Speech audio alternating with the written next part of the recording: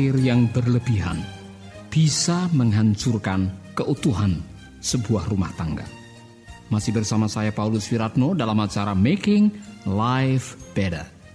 Saudara pendengar, kiranya setelah saudara mendengarkan seri demi seri program Making Life Better, maka kehidupan saudara menjadi lebih baik. Rumah tangga saudara, keadaan ekonomi saudara, pelayanan saudara, apapun yang saudara lakukan menjadi lebih baik. Dan jika memang ada peningkatan kualitas kehidupan, tidak ada salahnya jika saudara mulai mengirimkan kesaksian demi kesaksian yang bisa membangun iman pendengar yang lain.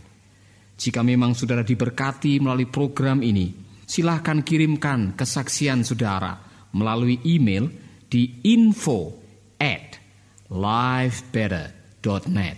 info@lifebetter.net. Maka saya dengan senang hati akan membacakan semua kesaksian saudara untuk program-program yang berikutnya. Nah, saudaraku yang saya kasihi di dalam Tuhan, masih dalam acara Making Life Better, khususnya seri Bahaya Kekhawatiran. Kali ini kita akan membahas tentang kekhawatiran yang bisa menghancurkan kehidupan rumah tangga. Yang namanya khawatir berlebihan memang bisa merusak kehidupan. Mulai dari kehidupan iman kita, kehidupan jiwa dan tubuh kita, sampai kehidupan rumah tangga kita pun bisa hancur berantakan gara-gara khawatir. Memang yang terakhir ini kurang diperhitungkan. Orang tidak mengira bahwa khawatir itu bisa menghancurkan kehidupan rumah tangga. Nah, siapa yang pernah menyangka kalau gara-gara khawatir seorang bisa minggat dari rumah, atau bisa selingkuh, atau bahkan bisa bercerai dengan pasangan hidupnya.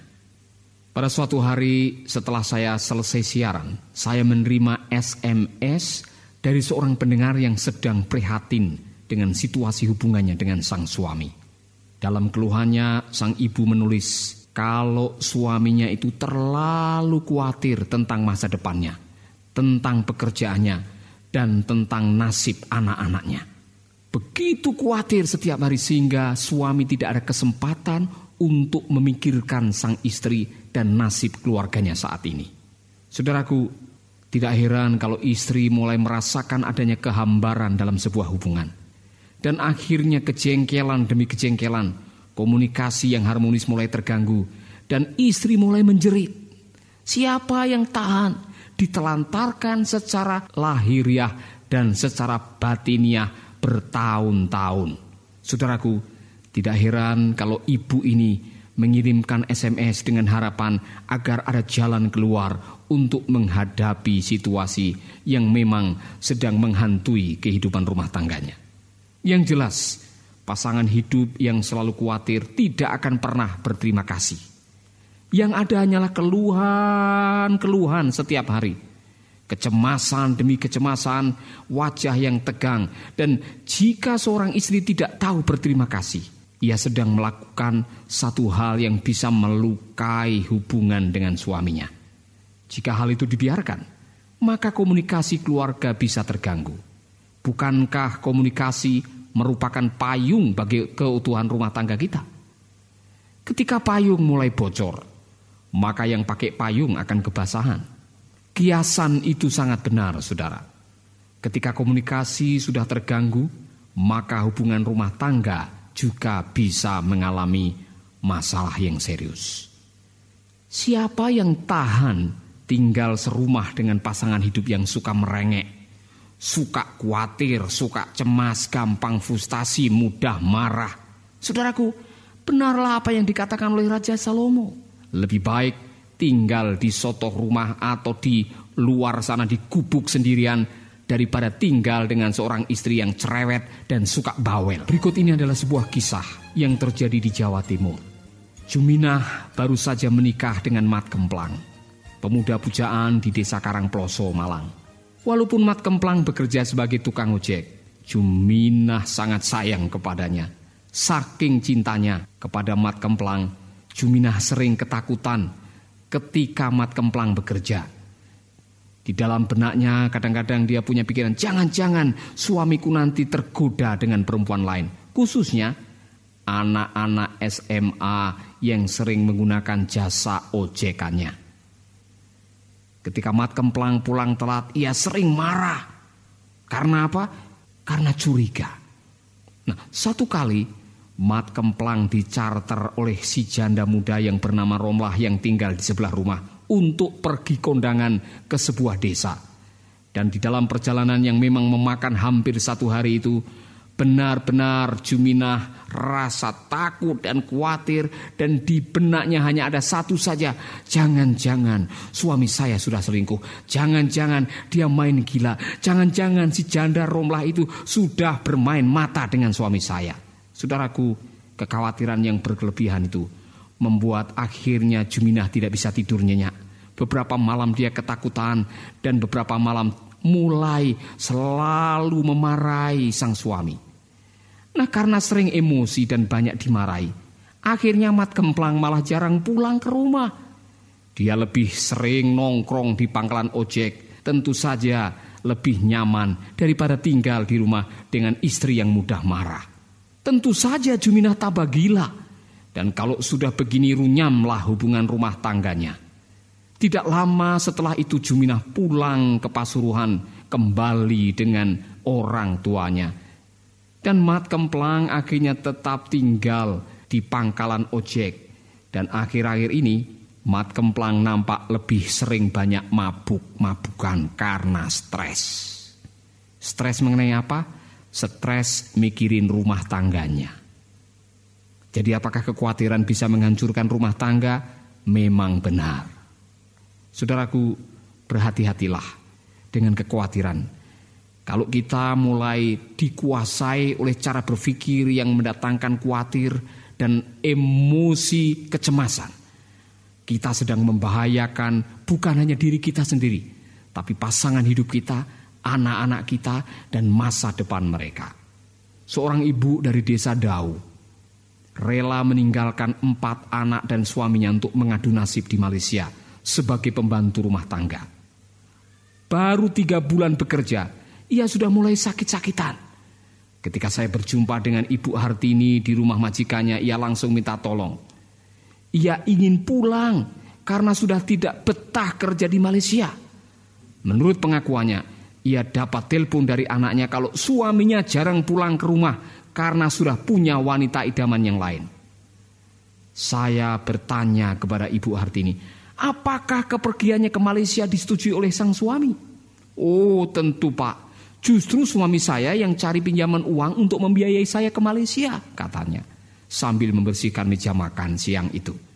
Lalu saya bertanya kembali, Bu Hartini, apa yang membuat ibu tega meninggalkan anak dan suami merantau di negeri orang? Wah, Bapak kan tahu saya ini kan orang miskin, katanya. Saya pengen seperti keluarga-keluarga yang lain yang bisa punya rumah yang bagus. Anak saya juga ingin punya sepeda motor dan bisa kuliah seperti teman-temannya. Saya sering lihat tetangga-tetangga yang istrinya kerja di Malaysia itu kok hidupnya kelihatan enak. Bisa beli TV warna, bahkan anak-anaknya naik Suzuki Shogun. Dan tetangga sebelah kanan rumah saya itu bisa beli sawah. Itulah cerita Hartini.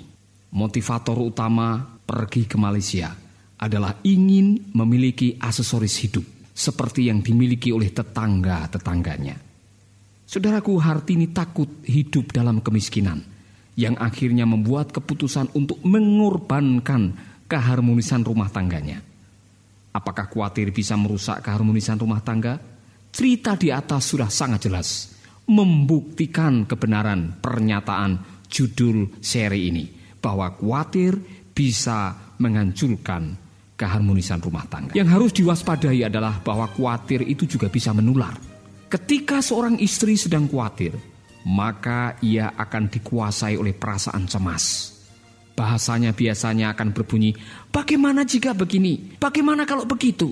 Nah, saudaraku, ketika kalimat seperti itu sering diucapkan, maka suami atau anak-anak akan ikut merasakan kecemasan sang ibu. Akibatnya, seluruh anggota keluarga bisa diselimuti dengan kecemasan setiap hari. Wajah yang penuh dengan kecemasan adalah wajah yang tegang dan jarang senyum. Saya pikir tidak ada suami yang senang melihat wajah sang istri yang selalu tegang dan kurang senyuman. Jangan kaget kalau suamimu akhirnya tergoda oleh cewek yang sering tersenyum. Jadi ubahlah cara berpikir dengan berpikir positif yang melahirkan ekspresi damai dan bahagia. Belum lagi rasa khawatir itu masih bisa kadang-kadang dibawa-bawa di atas ranjang. Saudara bisa bayangkan, bisa-bisa tempat tidur menjadi tanah gersang, asmara mulai menghilang, dan kemesraan tinggal sebuah angan-angan. Jadi janganlah khawatir, saudaraku. Berusahalah untuk mengatasinya.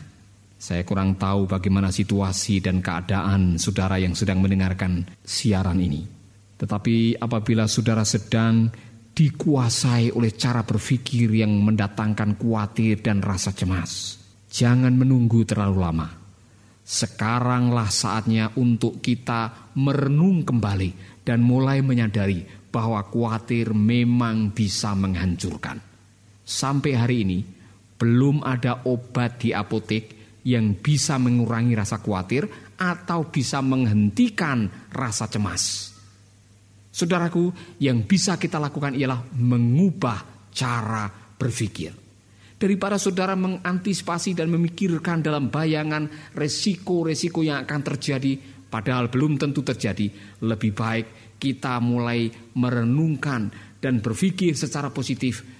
Apa yang bisa kita lakukan sekarang, lakukanlah sekarang. Dan apa yang di luar kemampuan kita untuk melakukan, marilah kita serahkan kepada Tuhan.